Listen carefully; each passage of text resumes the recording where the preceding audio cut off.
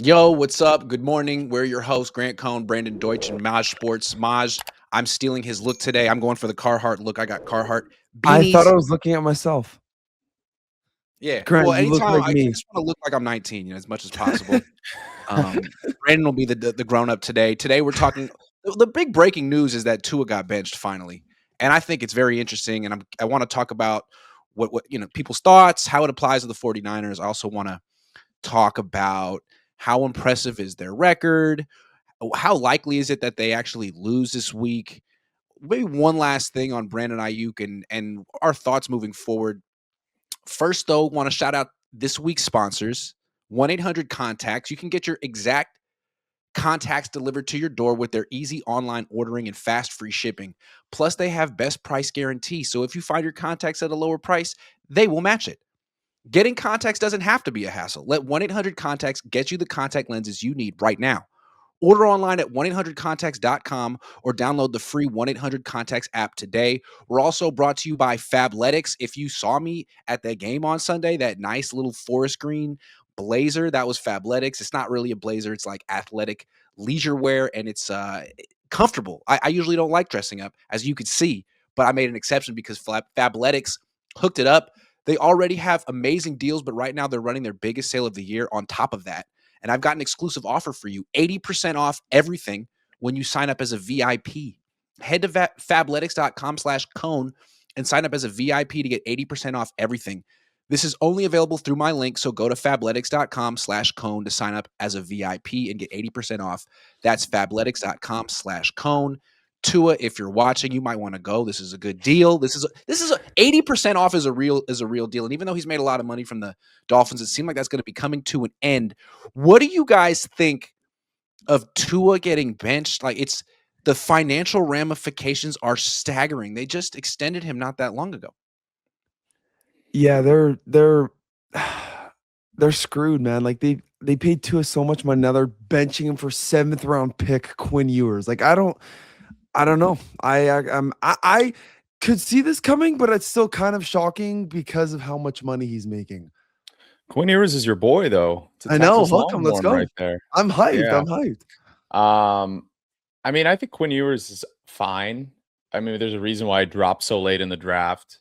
I think it's been just a ticking time bomb in terms of like Tua's tenure at quarterback coming to an end, right? Like it was going to happen at some point, which is why when they extended him to that deal, I mean, there were more questions about that contract than even the Lawrence contract, than easily the Purdy contract. Way more questions about the Tua contract than that. I mean, it makes Purdy's contract look like a freaking bargain. It makes it look like it's one of the best contracts in the league if you just compare it right next to Tua's contract. It's just weird because it was 5 years, 200 some $1 million, I believe. I 212. have to look up 212. Yeah, and it's 4 like years, 212. even worse. 4 years, 212. Yeah. So I mean, he's making a ton of money. And the problem with that is, yeah, they can get out of it, but the cap hit's going to be ridiculous the next few years. And they're fine to eat those cap hits, I guess, just to not have him play quarterback. I mean, I don't think it's entirely Tua's fault. Tua's a bad quarterback, but it's like, what's the direction they're going to go in? They don't have a high draft pick, right? Like it's not going to be high enough to get Fernando Mendoza. It's a 2 No. quarterback class. There's just Fernando Mendoza and Dante Moore. So what are they going to do with the 9th pick? You know what I mean? And is Quinn really going to lead you to I mean, you need a wide receiver now that Tyreek's gone.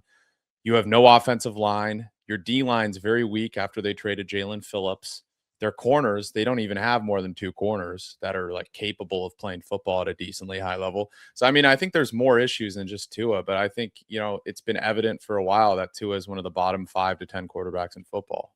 Do you think this is actually like Tua's time is up? Like this, he's done? Or maybe this is like a benching for like this season, and then maybe he plays next season? Or is he like, do you think he's cooked? No one's trading for that contract. So I think No. he's done in Miami. He's probably going to get cut, and then he'll either be someone's bridge quarterback for a year or he'll be a backup like Mac Jones or Sam Darnold was. I'm not really sure. Maybe he ends up on the Niners backing up Brock Purdy. Here's my takeaway from this happening. He got extended. Do you guys remember when Tua got extended? Yeah, Yeah. it was 2 off seasons ago, right? It wasn't last off season. 2024. Yeah. So you give a guy $53 million a year, that doesn't really ensure that much. if you throw a lot of picks and don't win, you're getting benched. It doesn't matter how much money you make. It doesn't matter what the dead cap hit is. If you aren't winning and you throw a bunch of picks, you get benched. And Tua right now, his interception percentage leads the league in picks at 15, but his interception percentage is 3.9. It's disgusting. You know what Brock's is? It was higher, but I think the It was last higher. two he It's played why the last 2 Tennessee, weeks now. have been so so important for him. It's at 3.7 now. It was at like okay, lower. 5 a couple of weeks ago. So I'm Yeah. not saying like that's why I think that game against the Panthers was so crucial for Brock. It's like, hey man, you're putting the 49ers in a position where like they have to do something here. Thank goodness the defense stepped up and they won the game. And so thank goodness for the last 2 weeks, him not throwing picks. I think that's been really important for him. He needs to look at Tua very closely and understand that that could happen to him as well. It's all in his control. Just don't throw hella picks, Brock. And plus, I mean, if people you- literally Yeah, say go ahead. Brock Purdy is the right. I don't know who Colin said it. said it. Colin Coward. Colin said it. Coward literally said Brock Purdy is the right-handed Tua. So, not. I mean, I don't know. I don't know if I agree with that. I mean, he's better. that's a than little bit Tua. crazy. He's always been better than Tua, but like I think the issue with Brock is like I know everybody's been glazing him, and rightfully so. He's played great the last few weeks, especially against Tennessee. But I mean, it was the Titans. You know what I mean? Like, can we see it at least against the Colts, Bears, and Seahawks before we like start anointing him this elite quarterback again? That people so easily want to do it by having a perfect passer rating against the worst team in the league. Like that's my thing there. I got another take. Tell me what you guys think about this. So Okay. Mike McDaniel, he gets hired to salvage the Tua situation because it was not going well, and they drafted him in round 1. He does such a good job that the market says he's worth $53 million a year. So he did what he was hired to do. It's just he did such a good job that the contract was crippling, and then now they're not good anymore. Like you mentioned, their team isn't even good. They had to gut it to afford Tua.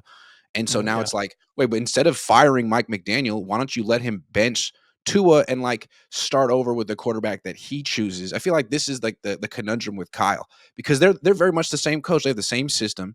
You give him a guy like Jimmy or Brock or Mac, and it's going to look great. But then you got to pay him. And it's like, damn, you know what? I don't know that he's really worth all that. I'm not saying Brock isn't because I guess we'll find out as the season goes on. But there's moments where you're like, damn, dude, that's a lot of money. Yeah, Brock's a weird quarterback in the sense where like some games he looks like, oh, this guy's like a legit top 6, 7 quarterback in the National Football League. And then there's, the games here and there where he looks like a bottom 10 quarterback. You're like, why are we paying him all this money? I mean, still the restraints on the rest of the roster are going to be evident for the foreseeable future because of his contract extension, right? Like, and not just his, like Ayuk's, which they'll hopefully get most of the money back from. Bosa. I mean, people don't talk about the Bosa contract. I mean, it's a good contract, but really, I mean, he's always hurt. It seems like the last few years. I know you can't really control that. There's a few other contracts too. Like Trent is old, but he's playing well. But he's still the highest paid tackle in the league, close to it. McCaffrey's they extended McCaffrey after the Super Bowl appearance. And like McCaffrey has no burst left. I mean, there are guys they're going to have to make some tough decisions with in the foreseeable future, to really get talent on the roster. Because remember, the Niners' big issue, which the Dolphins didn't have, the Niners didn't have draft picks, right? Like they traded a lot of those for Trey Lance, and the roster just doesn't have any depth, which is like a testament to Robert Saleh and what he's doing, right? Because these are like third stringers that are going out there playing linebacker, playing D-line, and like looking serviceable enough to make people believe that the Niners are Super Bowl contenders. You know what I mean? Yeah. I got one more point I want to make about this. So Brock signed his extension this year. Okay. He wasn't going to get benched for Mac this year, pretty much no matter what he did. No. But let's say he has like a Sam Darnold ending to this season or a Justin Herbert ending to this. I mean, if he wins the Super Bowl, that's what we'll remember. But if he goes out in a blaze of glory with like 2-3 interceptions and they lose in the playoffs, he's not getting benched. But going into next season, if he keeps throwing interceptions, he could definitely have a Tua Tagovailoa end to his starting tenure with the 49ers and get replaced by Mac Jones. And whether the Niners trade Mac Jones this offseason, to me, depends heavily on what Brock Purdy does the next month and a half, 2 months. If he kills it, then Mac could be gone. If he falls on his face in a playoff game, then Mac could be right there just in case they got to make a switch next year. I'm just telling you, getting a contract probably gives you 2 years tops. Ask Tua if it's not going well. I don't even want to think about that. I don't. That's such a. I don't want to think about that, dude. Look, That we're rooting for Brock. Obviously, the fan base would be in absolute shambles if he were to have a horrible postseason and then they eventually move off his contract. I think like the bigger thing in this situation is like Mac is an upgrade over like almost half the quarterbacks in the league, maybe half, right? So like based on what we've seen, like he's an excellent processor. He gets the ball out quick. Like for certain systems, that's like some Ben Johnson, Jared Goff type stuff that he could be doing for certain teams. He's going to be a coveted piece on the trade market this offseason. True. What's nice also though is like the Dolphins structured this contract ridiculously. It's a 4-year deal, and they don't really have an out after this year, but they're going to have to cut him, and it'll be like $100 million in dead cap.